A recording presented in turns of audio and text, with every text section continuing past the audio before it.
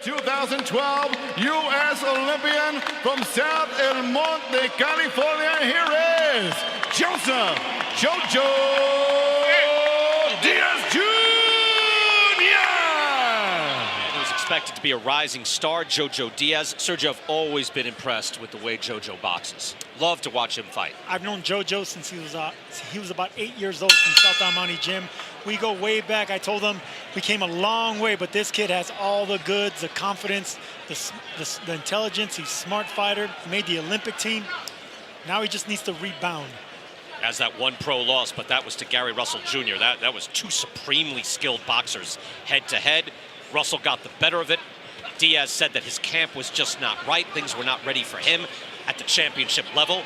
First fight after that loss, he decisioned Jesus Rojas, but he didn't make weight for that fight, so he missed out on winning a WBA belt at 126 pounds. He has since moved up in weight, and Chris Mannix, he says he's much more comfortable here. Yeah, as you might expect, when guys move up in weight, they say they don't feel as depleted. But being in that Joel Diaz gym, he's talked about how he's heartless out there. He wants to go for knockouts, and I'm curious to see if power will carry and be effective at 130 pounds. Yeah, he told us that, you know, he's always been just, and he has been this way. I don't think he's making up. Good flashing left hand there, landed. And a good jab to follow it up. That you know, he's a kid who smiles, he's friendly, he's energetic, just gets out there. And he said, look, a lot of times in the ring, I would just be kind of boxing. It's a sport, much the way he plays baseball. Now he says he's taken it to a different level, and already he does look nastier. Oh, since he was 16 years old, he was fighting between 122 and 126. He's really excited about the opportunities that could wait him at 130. Already Diaz is boxing nicely. Power boxing. He's landed some solid shots to the body. They've been blocked by Fonseca, but they're still doing damage. I love the way that Jojo Diaz is starting off right here. Yeah, immediately you can see power coming out from his shoulders, throwing hard shots, going to the body and then the head right away. Body again, and straight up the middle with the left hand. Diaz able to land. Diaz told us he's going to go for the knockout here. It's southpaw versus southpaw, which can be a little bit wrong for them because they're not used to fighting each other. They're used to having the advantage with the southpaw angle. And look, Sergio, I gave great respect to Tevin Farmer. I think he's been marvelous on our air. However, I could absolutely see Jojo Diaz, you know, getting more experience at this weight and being a very good challenge for Farmer. I would love to see that fight because we have two highly skilled southpaws that know how to fight like southpaws.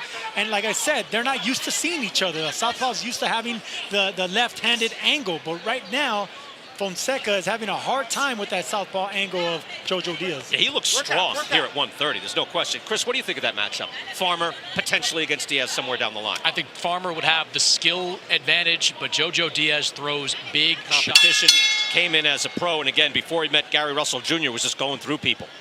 He has the goods and the looks. I don't know if you guys noticed, he was in that Hennessy commercial that just aired. He was in there? Yes, he See, was. you're watching the commercials. Good for you. What was he doing? Never stop, never settle. Right. I like the way he fights, and I love that first round, with, fighting with conviction, fighting with power, and already good body shot from Diaz. And Fonseca's got a nice record, but this is a massive step up for him. Diaz is just prolific with that left hand. He is setting it up with the jab and then throwing body shots, hooks with that left hand, and then going to the body. That time a right hook and a right hook to the head. Painfully prolific. Beautiful body shot again by Diaz. Showing the repertoire.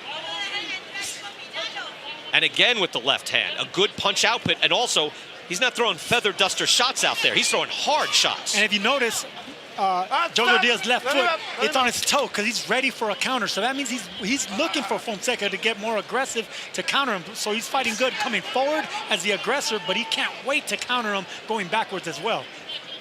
Again, he says moving to Indio, having his camps there with Joel Diaz, going to the desert with other boxers. He says he feels like he did when he was an Olympian, you know, with other motivated fighters. Everybody just eating, sleeping, drinking, boxing, and just boxing. Look at that left foot of Jojo Diaz. It's on its foot, on its heel. It's not on its heel, it's on the toes, because he's looking for a great counter. He just countered him with a sharp left hand. Thudding left hands as well as he flashes out another jab on the way in. Keep that date, and he gets Andy Ruiz. Had to do it on fairly short notice. Yeah, to that point, being in New York for that Canelo fight absolutely played a significant role in his decision to leave the UK and fight in the US. He loved it. You could tell he loved his time. And look, he can put 80,000 people in a soccer arena in London. So it's not that he's looking for a home. He's got one. He wants to broaden his horizons, and we look forward to seeing the heavyweight champ June 1st. Here, Jojo Diaz putting on a clinic in Las Vegas, leading up to Canelo and Jacobs.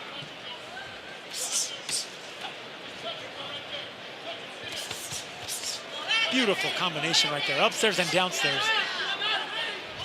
The speed, the accuracy, the swag, the confidence, it's all there for Diaz. He's working hard, Sergio. I mean, you can tell the intensity is there. He's working hard to look great, and he's looking great right now. If he could stop a guy that's only been stopped one time in 30 fights, will make a big statement tonight. As we finish this round, we do get ready for the main event. Canelo Alvarez, 4th fight here at the T-Mobile Arena. Defending his middleweight championship against Daniel Jacobs. Tony Weeks is the referee. Excuse me, when he couldn't make weight in his last fight against Jesus Rojas. And again, he won that fight. And he was only 6 ounces above 126. But he said he had nothing left to lose after that. There was no way he could take out any more weight as we get in here to round 6. And after that, after losing to Gary Russell Jr. and then losing a chance to win a belt on the scale, he said he thought his career had gone to bleep. I'll bleep it out. He said he was depressed. He was sad. How he'd come back? He went to church. He prayed. He said he decided to start using it as a positive, reevaluated his entire life, went to India, got a new trainer, and has devoted himself holistically. So, Sergio, you get the sense that Jojo Diaz has changed everything in his life, spiritually, emotionally, physically, and this is a tremendous result as you see him winging beautiful combinations. Because you're saying all this, I'm getting chills down my spine because I have so many similarities with Jojo Diaz in my career. It's just you get bitter when things go wrong for you in one fight, and all that momentum you had going for you all of a sudden goes out the window, and you got 10, 15, 20 years of experience, and all of a sudden you get derailed. You can either turn bitter, get spiritual, or get back on the horse and get back on top. And that's what Jojo Diaz did. And all you can say is, as you're saying that, Sergio, and you're seeing these shots land, wow, wow, wow. Beautiful work by Diaz. Everything. He's firing. So if you could stop this guy that has faced 5 world champions, that would be a big statement for Jojo Diaz. And right now, he's winning every round, and it's a paint job. I mean, it's a one-sided fight. 2 shots to the body, coming back up to the head, landing, and now an uppercut as well. Hooks, uppercuts, body, head, everything working for Diaz. I do think you wonder if you're Fonseca's corner, how many more rounds of this do you want to take? He's still hanging in there, and his face looks relatively unmarked, but this is just shot after shot that he's taking with not a lot coming back. That snapped his head back. And I think Diaz's corner is correct in that at a certain point, Kenny Bayless will do something here. Look at these body shots. Then to the head. He's rocked. Bayless says stop. 4. And that's a knockdown. 5, 6, 7, 8. Okay? Come. Bayless might want to stop this. Fonseca's corner might want to stop it. That was a vicious round from Jojo Diaz. Looking to close the show. Not quite. Wow. You know, if he's not saying don't stop this fight, and Chris Mannix, he hasn't won a single round. He hasn't won a minute of any round. Not one. 6 rounds to none. Easy rounds to score for Joseph Diaz. Another flurry could do it, either from the referee or from Fonseca's corner. Yeah, Fonseca's giving the professional effort. He's trying to be a warrior. Eats another hard left hand from Diaz.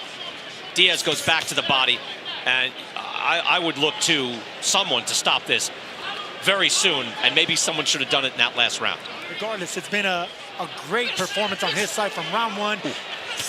Hard shots, and we should be just seconds away. Diaz is expecting a towel. The towel is up. They're trying to stop the fight. They throw in the towel. Only the referee can stop the fight, but Kenny Bayless doesn't see it. Now he does, and that's it. Thankfully, it ends.